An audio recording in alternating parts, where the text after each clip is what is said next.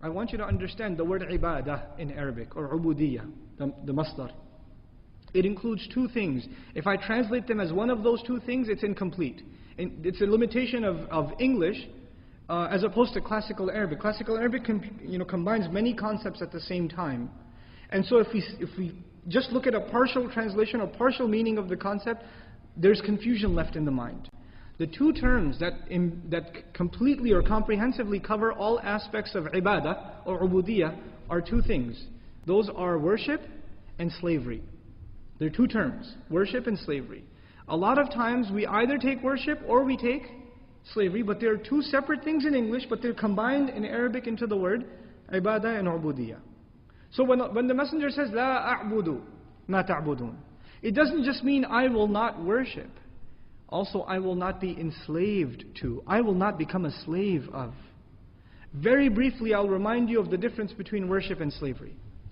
When Maghrib happened, we worshipped Allah. When Isha comes up, we will worship Allah. But in between the prayers, what are we? Slaves of Allah. When you're sleeping, you're not worshipping, but you're still a slave. When you wake up, when you're driving to work, brushing your teeth, eating your breakfast, parking your car, even if you're not reciting Quran or you're not doing an act of worship, you are still what? A slave. In other words, worship is specific acts. The act of fasting, the act of praying, the act of making hajj, the act of reciting Quran, the act of giving sadaqah. These are acts of worship. But a slave is a slave all the time, whether he does those acts or not. This concept is very powerful. It means we are to live according to how Allah wants us to live, not just in Jum'ah during the khutbah and when the salah is going on. We are enslaved to Allah in between the prayers too. حَافِظُوا عَلَى الصَّلَوَاتِ وَالصَّلَاةِ الْوُسْطَى. And Salat al-Wusta, some commentary says it's between the prayers. Be connected to Allah too. You know what happens a lot of times? People worship Allah, but they still don't act like His slave. Somebody owns a liquor store, comes to the salah for 5 times. He worships Allah, but he's clearly not acting like what? A slave. He's not obeying Allah. And sometimes, because we have these partial English definitions, you know what happens?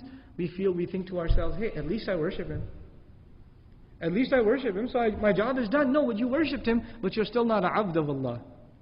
Worship is one part, slavery is the other. Ibadah includes both. Now the Arabs, they had 2 problems. There are 2 problems.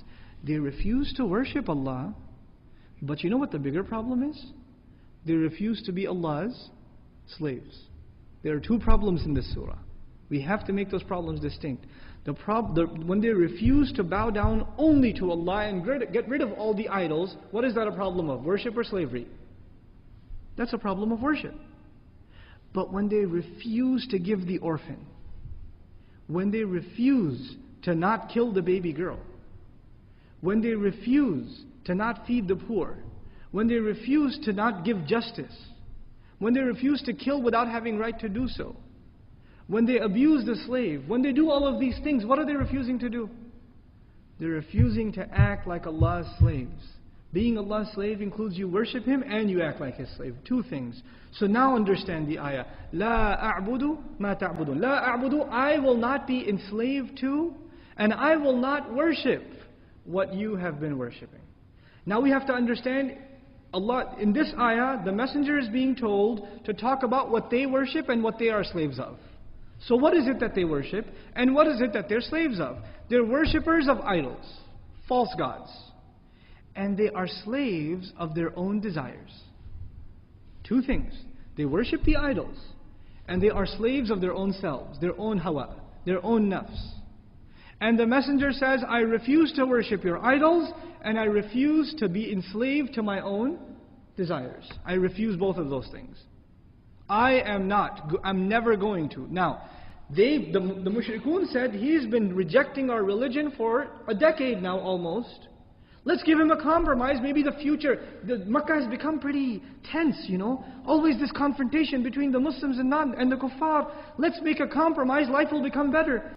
we're willing to accept your religion for a year, and you accept our religion the next year. And then we'll come back to yours this next year, and we'll all share, in other words, we all share Islam for a season, then we'll all share shirk for a season. And if we compromise, things will get better. There won't be any tension in Makkah anymore. So our future will be better. La a'budu, according to most grammarians, the la on the mudari' actually more than present illustrates the future. In other words, the messenger says, don't have your hopes up. I am not going to. It's never going to happen. I will never, if you're thinking the future is going to be softer on you, I will never worship, and I will refuse to be enslaved to whatever you worship and you are enslaved to.